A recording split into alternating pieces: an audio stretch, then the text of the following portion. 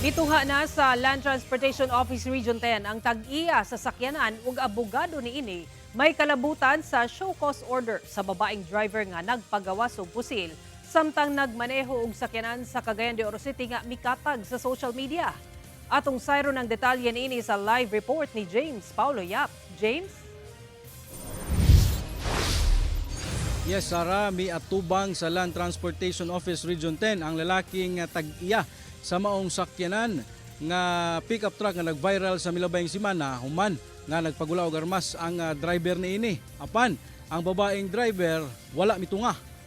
Alas 3 sa hapon dihang miabot sa buhatan sa Land Transportation Office Region 10 ang Tag-iya sa pickup truck nga gigamit sa babaeng driver kisa nagpagula og armas sa dalang Captain Vicente Roa, Corner Hayes Street niadtong December 29.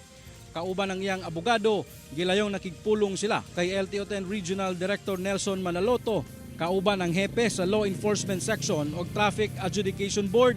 Sumala sa LTO-10 nga wala pamihatag og igong rason ang Tag-iya sa maong sakyanan kung nganong dili niini kauban ang driver. Gisuwayan sab sa GMA Regional TV1 Mindanao og kuha ang pahayag sa maong driver. Apan wala una mitugot ang iyang abogado tungod matud pa sa nagpadayong investigasyon.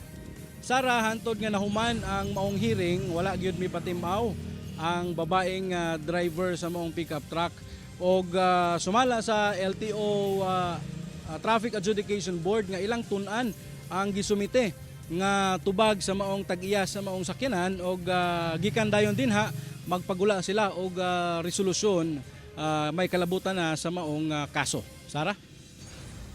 Okay, daghang salamat, James Paulo Yap.